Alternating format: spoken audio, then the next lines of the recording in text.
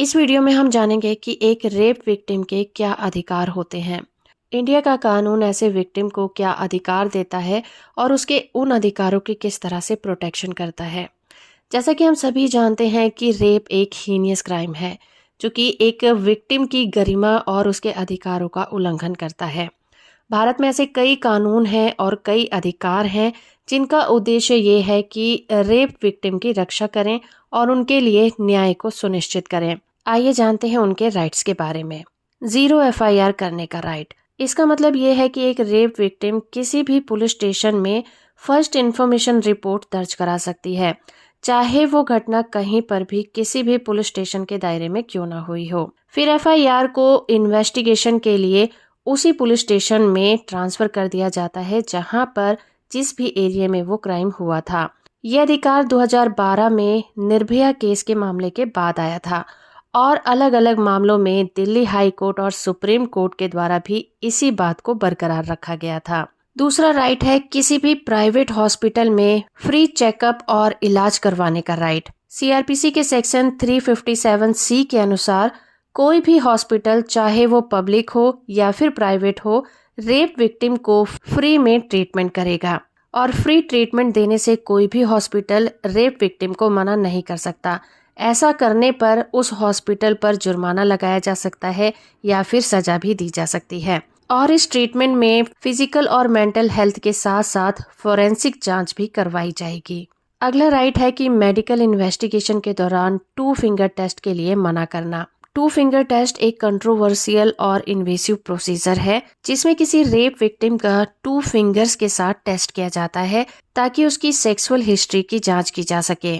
इस टेस्ट को बहुत ही बड़ी मात्रा में क्रिटिसाइज भी किया गया है क्योंकि ये किसी के लिए भी बहुत ही ह्यूमिलेटिंग है और किसी की प्राइवेसी और डिग्निटी पर भी वार करता है। इसलिए 2013 में सुप्रीम कोर्ट ने इस टेस्ट पर बैन कर दिया था और मेडिकल प्रोफेशनल्स को ये डायरेक्शन दी गई है कि वो ministry of health and family welfare के द्वारा दी गई गाइडलाइंस को फॉलो करके किसी रेप विक्टिम को एग्जामिन कर सकते हैं बिना किसी देरी के इन्वेस्टिगेशन कराना। किसी भी रेप विक्टिम को यह अधिकार है कि वो पुलिस के पास बिना किसी देरी, धमकी या दबाव के शिकायत को दर्ज करा सकते हैं। पुलिस FIR को दर्ज करने के लिए बाउंड है और विक्टिम का बयान भी उसे दर्ज करना होगा। इसके बाद वो विक्टिम का बयान दर्ज करेगा और इन्वेस्टिगेशन करेगा। CRPC के सेक्शन 173 के अकॉर्डिंग पुलिस ऑफिसर को FIR दर्ज होने की तारीख से 2 महीने के अंदर अपनी इन्वेस्टिगेशन को पूरा करना होगा। जल्दी से जल्दी रेप विक्टिम को न्याय दिलाना होगा। सुरक्षा के साथ जल्दी सुनवाई करने का अधिकार। किसी भी रेप विक्टिम को जल्दी से सुनवाई करने का अधिकार है। जिस भी कोर्ट में उसकी सुनवाई होगी वहां पर उसकी पहचान को गुप्त रखा जाएगा ताकि उसकी गरिमा और उसकी प्राइवेसी की रक्षा की जा सके। और जब भी उसका मुकदमा चलेगा बंद कमरे में चलेगा, यानी कि वहां केवल जज और वकील होंगे और दोनों पार्टीज मौजूद होंगी। लेकिन अगर रेप विक्टिम के पास इतने पैसे नहीं है कि वो अपना वकील कर सके तो सरकार की तरफ से उन्हें वकील मुहैया कराया जाएगा और विक्टिम को आरोपी या फिर उसके साथियों से धमकी ना मिले या किसी तरह से कोई भी खतरा ना हो, इसकी भी जिम्मेदारी ली जाएगी। अगर जरूरत हो तो रेप विक्टिम के रहने की जगह भी बदल दी जाएगी।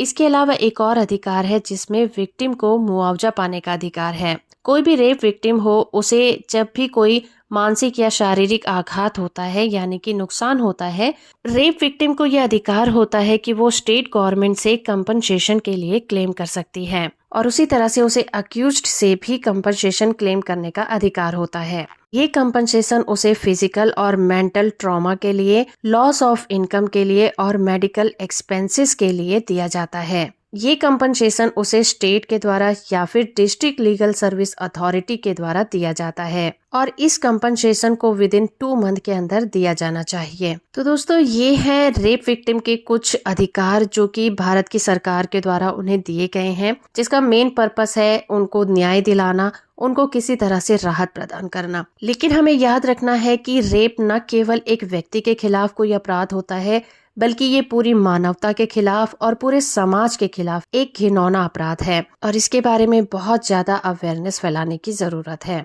तो होप फ्रेंड कि ये वीडियो आपको इन्फॉर्मेटिव लगा होगा। वीडियो इन्फॉर्मेटिव है तो आप इसे लाइक, शेयर और चैनल को सब्सक्राइब करना बिल्कुल मत भूलिएगा।